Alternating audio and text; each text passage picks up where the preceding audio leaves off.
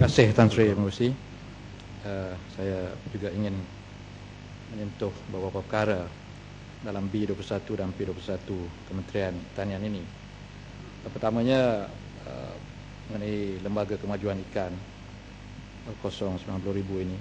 Saya ingin bertanya bagaimana Menteri membuat rating terhadap kemajuan program perikanan laut dalam ini.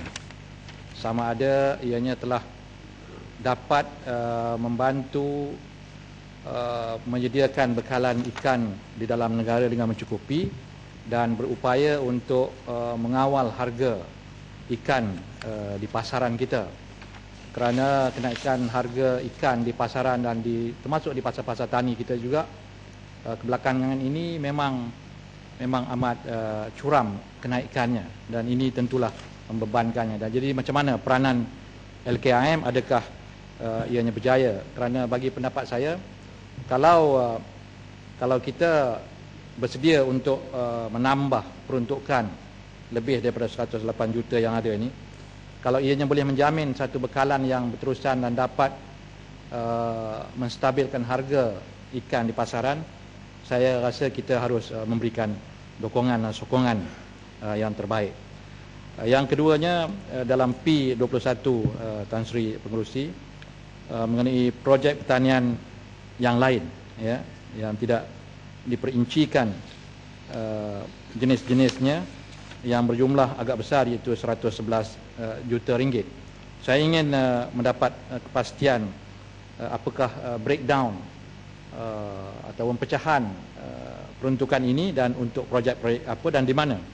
Saya ingin mencadangkan supaya kementerian memberikan perhatian kepada usaha-usaha yang disebut oleh Batang Sadong tadi, meningkatkan pertanian secara kecil-kecilan di kalangan penduduk kampung.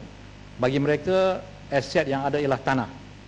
Tanah ini walaupun ianya merupakan persekitaran rumah mereka, tapi di setengah tempat ianya cukup besar untuk membolehkan mereka mendapat hasil, ya, yang boleh membantu pendapatan mereka. Kalau kita lihat kesedaran ini dalam konteks Malaysia ini, masih banyak kawasan-kawasan perkampungan kita yang diisi ataupun ditumbuhi oleh semak samun yang tidak produktif, ya.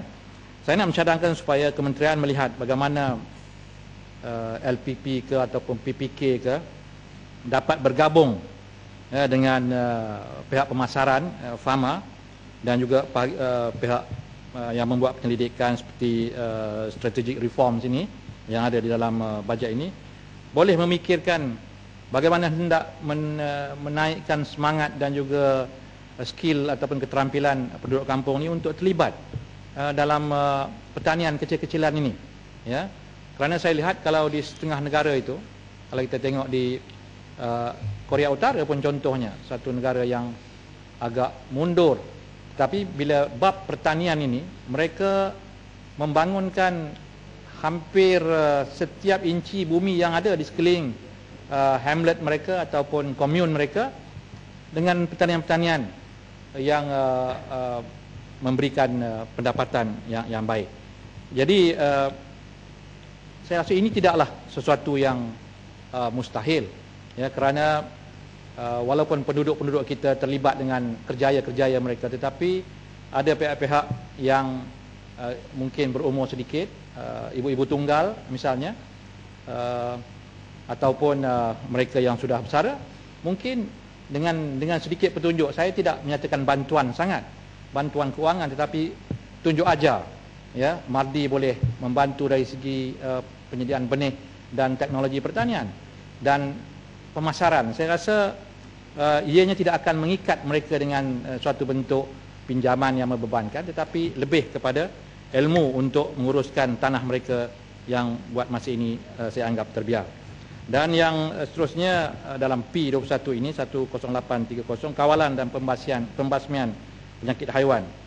Kita sesekali dikejutkan juga dengan outbreak ataupun kejadian penyakit-penyakit yang meningkat seperti kuku dan mulut yang yang boleh bukan hanya membahayakan haiwan ternakan tetapi juga manusia biasa. Jadi saya ingin bertanya, apakah Kementerian merasa dengan 3.8 juta ini kita boleh melaksanakan satu program pembasmian dan kawalan, control and eradication penyakit-penyakit ini? Kerana tentulah pembasmian dan kawalan ini memerlukan teknologi imunisasi, pembuatan vaksin-vaksin, walaupun saya percaya kita tak perlu mencipta roda, boleh mengimport vaksin-vaksin ini. Tetapi kalau melihat jumlah ternakan kita yang begitu besar, adakah jumlah ini mencukupi? Saya ingin mencadangkan supaya kita mempertimbangkan satu jumlah yang lebih menasabah supaya kita dapat menghilangkan ancaman-ancaman daripada penyakit-penyakit haiwan ini yang ada dalam negara kita.